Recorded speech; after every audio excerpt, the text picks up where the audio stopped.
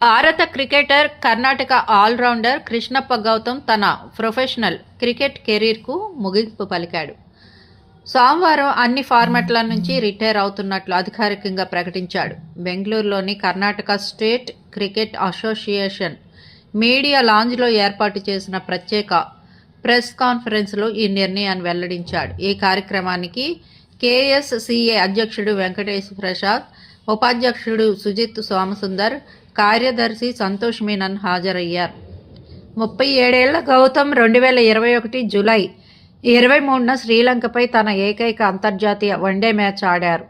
ఆ మ్యాచ్లో wicket keeper Vinod భానుకను out చేసి తన ఏకైక అంతర్జాతీయ వికెట్ను ఖాతాలో వేసుకున్నాడు. ఐపీఎల్ ద్వారా కృష్ణప్ప గౌతమ్ దేశవ్యాప్తంగా గుర్తింపు పొందాడు. ఐపీఎల్ 2021 వేలంలో చెన్నై సూపర్ కింగ్స్ అతన్ని 9.25 కోట్లకు కొనుగోలు చేయడంతో అప్పటి వరకు అత్యంత ఖరీదైన అన్క్యాప్డ్ భారత ఆటగాడిగా రికార్డు సృష్టించాడు. తన ఐపీఎల్ కెరీర్లో Mumbai Indians, Rajasthan Royals, Punjab Kings, Chennai Super Kings, Lucknow Super Giants జట్లకు ప్రాతినిధ్యం వహించాడు.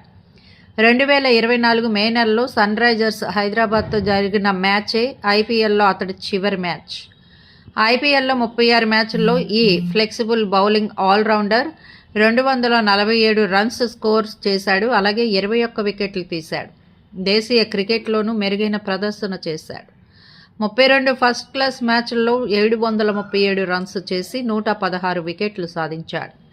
లిస్ట్ ఏ మ్యాచ్ల్లో అతను 32 మ్యాచ్ల్లో 400 రన్స్ స్కోర్ చేసి 51 వికెట్లు తీశాడు.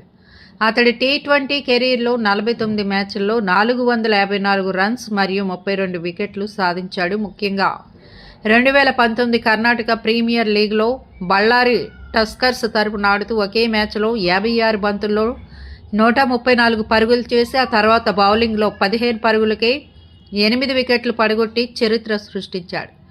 ఈ అసాధారణ ప్రదర్శన అతని కెరీర్లోనే ఒక మైలురాయిగా నిలిచిపోయింది.